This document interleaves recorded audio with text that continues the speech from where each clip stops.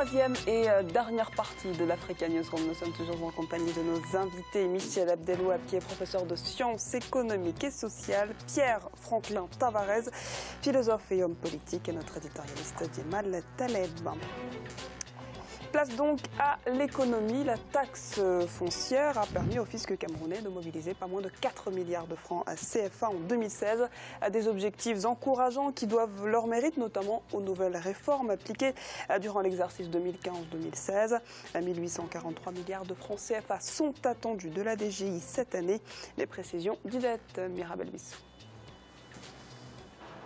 Au Cameroun, les réformes de la taxe foncière ont permis au fisc de mobiliser plus de 4 milliards de francs CFA en 2016. Ces réformes ont permis à l'administration fiscale nationale d'encaisser au profit des collectivités territoriales décentralisées des recettes de 4,3 milliards de francs CFA contre un rendement annuel de 1,7 milliard de francs CFA avant les dites réformes. La réforme sur la taxe foncière a consisté pour l'essentiel à cibler ceux qui étaient éligibles au paiement de cette taxe, parce que par le passé, même jusqu'aujourd'hui encore au Cameroun, ce qui vous confère la propriété d'un morceau de terrain, pour parler trivialement, c'est le titre foncier.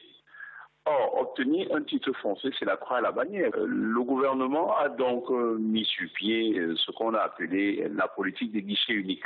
Les dernières réformes relatives à la taxe sur la propriété foncière au Cameroun, notamment la mise en œuvre de la déclaration pré-remplie, le paiement par téléphone portable ainsi qu'une amnistie fiscale ont permis au fisc de gagner 2,6 milliards de francs CFA supplémentaires en 2016. Donc cette réforme a été d'abord du point de vue administratif, mais il y a le ministère des Finances qui est venu plus tard maintenant, et nous sommes en 2015-2016.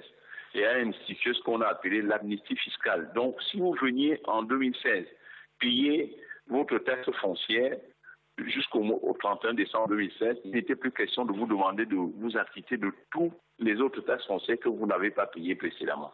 Donc cette réforme-là, c'est ça qui a porté à conséquence maintenant. Les autorités poursuivent la réflexion sur la taxe foncière au Cameroun avec pour objectif de continuer à offrir des facilités supplémentaires pour la déclaration et le paiement de la taxe sur la propriété foncière. Il faut aussi rappeler qu'en plus d'une réorganisation administrative qui a notamment conduit à la création des centres des impôts des moyennes entreprises, l'administration fiscale camerounaise a entrepris plusieurs réformes visant à numériser les procédures. Monsieur Abdelouab, quand on voit que les chiffres sont passés de 4,3 milliards de francs CFA, étaient de 1,7 milliard et ils sont passés à 4,3 milliards de francs CFA, des chiffres comme ça, est-ce qu'ils ont été finalement dus uniquement par ces nouvelles réformes? Alors ça fait donc une taxe foncière, une rentrée fiscale de multipliée par 3. Donc je pense que c'est le produit de diverses mesures. Déjà la numérisation. Donc il est difficile maintenant de tricher. C'est plus difficile de tricher, de camoufler. Les facilités de paiement, les amnisties sur la fraude, tous ces éléments ont concouru au fait que la population camerounaise, les propriétaires camerounais deviennent des citoyens qui respectent leurs devoirs de citoyens en payant la taxe foncière. Alors par contre, on ne voit pas dans le reportage si l'assiette fiscale a été augmentée ou si les taux ont été augmentés.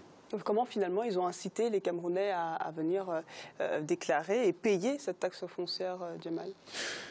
Alors moi je n'aime pas le matraquage fiscal. Si donc le résultat de ce travail intéressant est un travail de matraquage fiscal et donc d'un impôt supplémentaire sur la propriété elle-même et que finalement on veut punir ceux qui sont propriétaires de leur maison, je n'aime pas beaucoup ça. S'il s'agit plutôt de, comme l'a dit donc le reportage, vous l'avez souligné monsieur, c'est que d'abord le guichet unique. Donc le Cameroun a mis en place un guichet unique qui facilite donc les procédures, ce qui est une excellente chose, qui est d'ailleurs une vieille demande un peu partout et si elle pouvait faire un peu émile dans les autres pays, ce serait pas plus mal.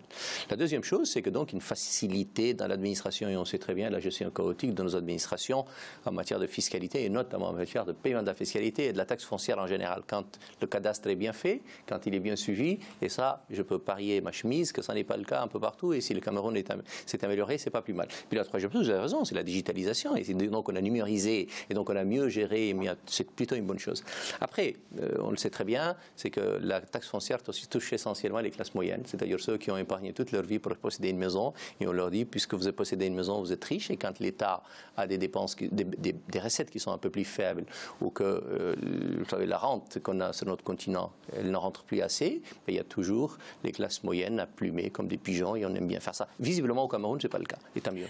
Monsieur Tavares, est-ce que vous voyez d'autres facteurs qui expliquent cette Non, bonne je crois que l'essentiel sur cette question a été dit. Il faut se réjouir, bien évidemment, et ça a été rappelé, lorsque l'État, dans ses missions régaliennes, s'exécute comme il le faut. C'est un peu plus d'État, une meilleure organisation, et sous ce rapport-là, en concédant comme juste ce qui a été avancé, je crois qu'il faut se réjouir. Hein, en espérant bien évidemment que tout ce qui est récupéré sur les classes moyennes correctement investi. Voilà, exactement.